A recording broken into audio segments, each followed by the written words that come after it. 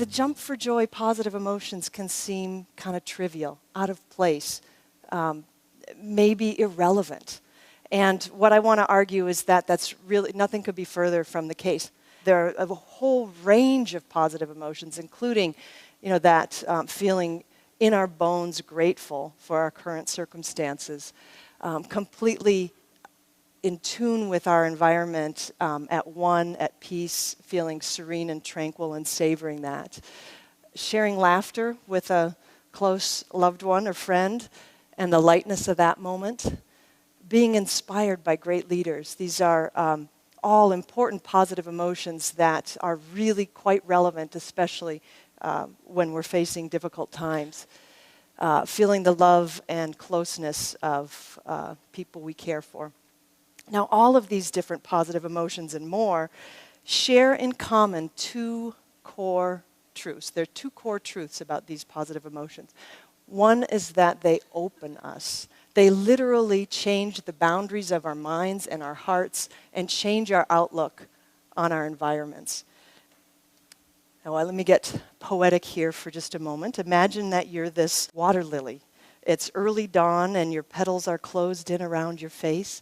If you can see out at all from that vantage point, it's just a little spot of sunlight, okay? But as the sun rises in the sky, things begin to change, and your delicate blinders around your face begin to open, and your world quite literally expands. You can see more. Your world is larger, okay? Now, sunlight is what changes the openness of flowers like this. The openness of our minds and hearts obey the warmth of positivity, the warmth of positive emotions, changes how open our visual perspective is at a really basic level, and our ability to see our common humanity with others. And we know this because we've done randomized controlled studies where we induce positive emotions by the flip of a coin. Some people are either given a dose of positive experiences, cute puppies, goofy penguins, beautiful sunsets, or neutral pictures, chairs, light switches, things like that. Other studies use a very simple paradigm that was developed by Alice Eisen decades ago, where you give people a gift of candy, all wrapped up in cellophane, so you know it's not a sugar high that's creating but it's a gift, a token. They're either given the gift before the experiment starts or after it's over. In other studies, they have people listen to pleasant music. Now, in these kinds of studies, we know that it changes the way people can kind of step back and take in the big picture. Here's a study from my own lab where we gave people a series of tests like this where we showed a comparison figure, a target figure on top, and then asked which of these two comparison figures most resembles this. Now, there's no right or wrong answer. They each resemble it a little bit, but this one resembles it in its global configuration, this one more in its local detail elements. And what we know is that if you inject positive emotions, people are more likely to step back and see the big picture and see the similarities along those lines. Other work on this opening or broadening effect has used eye tracking, where they lock in a camera on the iris and see what people are looking at.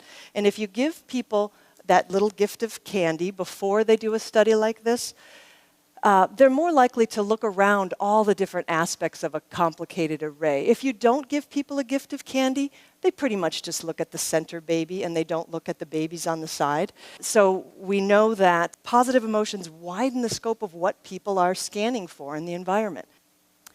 Rumi wrote about this in the 13th century and captured this aspect of what positive emotions can do. He wrote, "There is a way of breathing that's a shame and a suffocation." It really narrows us down. There's another way of expiring, a love breath, he called it, that lets us open infinitely. Okay, so we have dozens of studies now that show us that this isn't just poetic language. Now, our studies don't underscore the infinitely part. That part may take a few more years to get us to that level. But we do know that positive emotions open our awareness. They increase the expanse of our peripheral vision. we see more. And there are a lot of places where this matters. Because we see more possibilities. People come up with more ideas about what they might do next when they're experiencing a positive emotion relative to when they're experiencing neutral states or negative emotions. People are more creative. Some of the earliest work in this area showed how tests of creativity that used to be used for graduate admissions, that if you give people a bag of candy before they complete those tests, they score higher on them. Okay, they're no longer used for graduate admissions.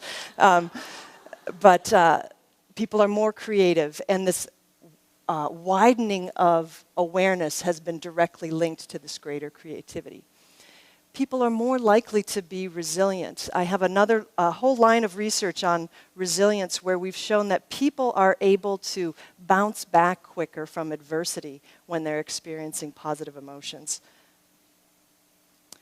Some other research has shown that kids do better on a math test or in a learning context if they're just asked to sit and think of a positive memory before they take the test. So there's better academic performance.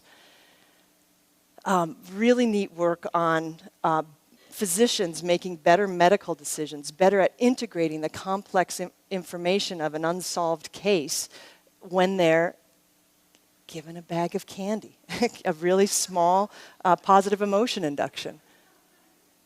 So maybe you should go to your doctor's office with that bag of candy.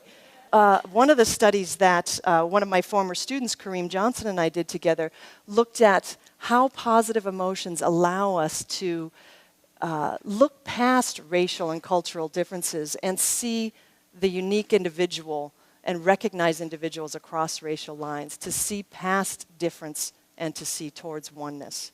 There are other experiments that show if you induce positive emotions, people are more trusting, people come to better win-win solutions in negotiations, all kinds of effects. And I want to just emphasize that this isn't the same story that we've known for decades, that positive emotions help us see the world through rose-colored glasses or see the glasses half full rather than half empty. I'm not saying that these views are wrong, but it's not the whole story. In addition, we're also seeing the big picture. At a very fundamental level, we're able to see larger systems, see larger forms of interconnection when we're experiencing positive emotions, and that can make a huge difference when we're trying to address some of these really entangled societal problems that we face.